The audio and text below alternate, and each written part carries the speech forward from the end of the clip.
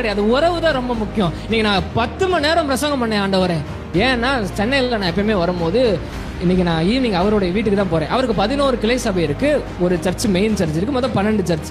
அந்த நாள் போனா நான் 12 மெசேஜ் கொடுக்கணும். ஒரு நாளைக்கு 12 மெசேஜ் யோசித்து பாருங்க. அரை மணி நேரம் நான் டக்குன்னு கொடுத்து கார் ரெடியா இருக்கும், போவேன், கார்ல ஏறுவேன், இன்னொரு சர்ச். அவருக்கு என்னை ரொம்ப பிடிக்கும், அப்படி என்னை பயன்படுத்துவார்.